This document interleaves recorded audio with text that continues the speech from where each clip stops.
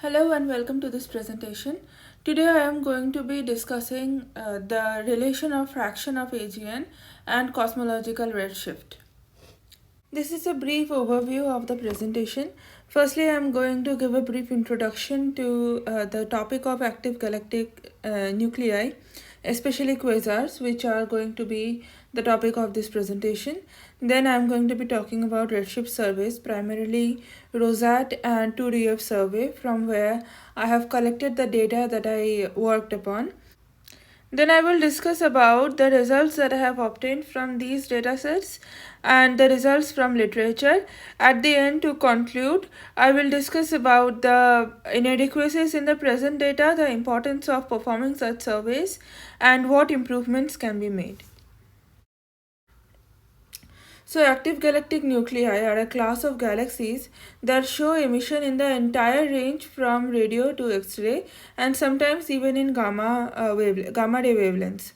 This emission originates from a very small central region, which often houses a supermassive black hole.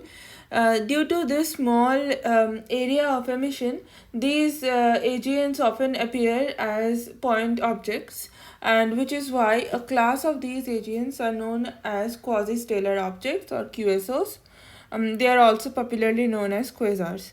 In this illustration, you can see the features of an active galactic nucleus. An extreme luminosity of an AGN is powered by accretion of matter onto a black hole. The black hole is situated at the center right here. Then we have an accretion disk, and then there is a torus of neutral gas and dust, and then of course there are these humongous jets. These jets are far larger than the diameter of the galaxy, often, and they are the most prominent and distinct features of AGNs or active galactic nuclei. Quasars are a subset of AGNs. They are very interesting because they are some of the most luminous sources in the universe.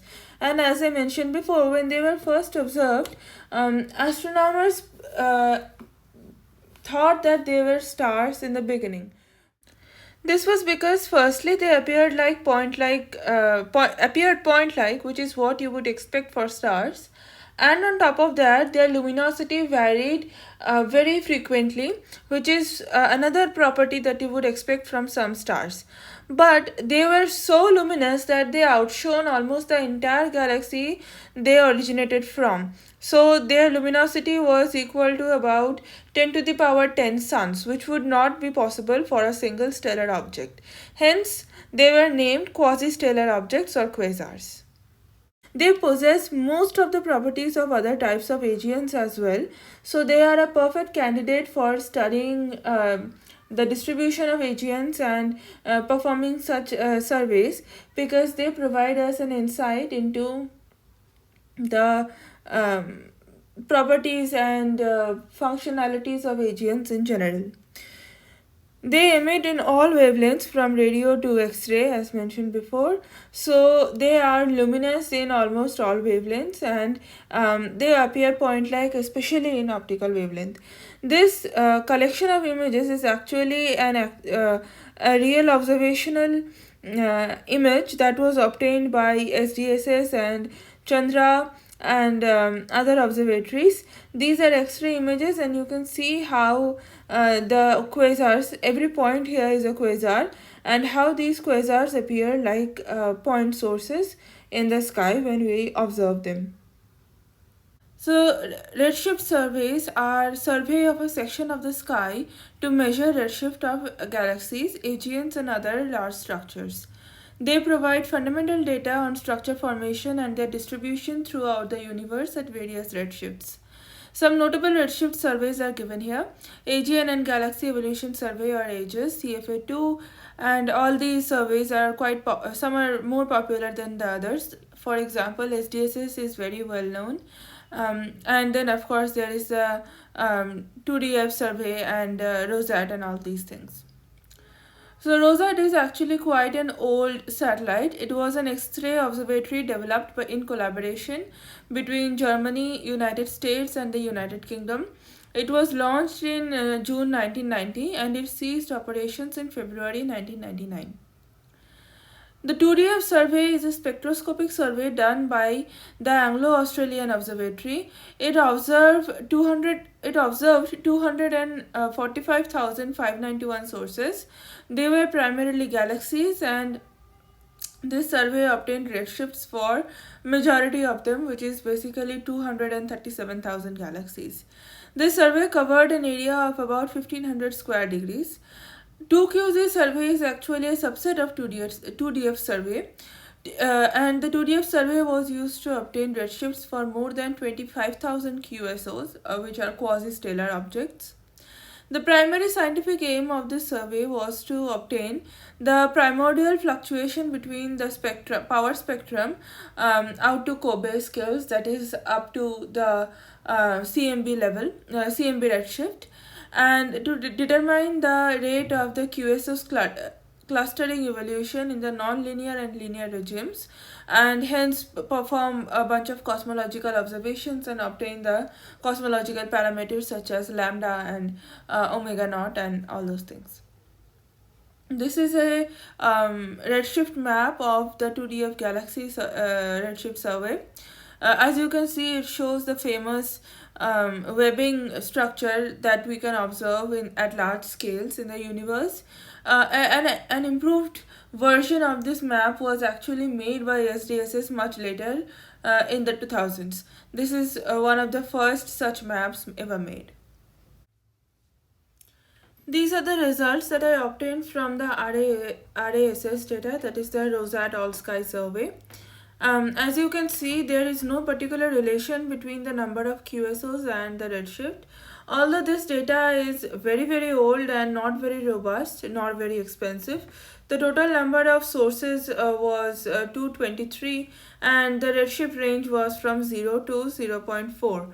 So I used Python to divide the whole divide the whole range of redshift into 100 bins, and then I used and then I counted the number of QSOs in each bin, and that has been plotted here.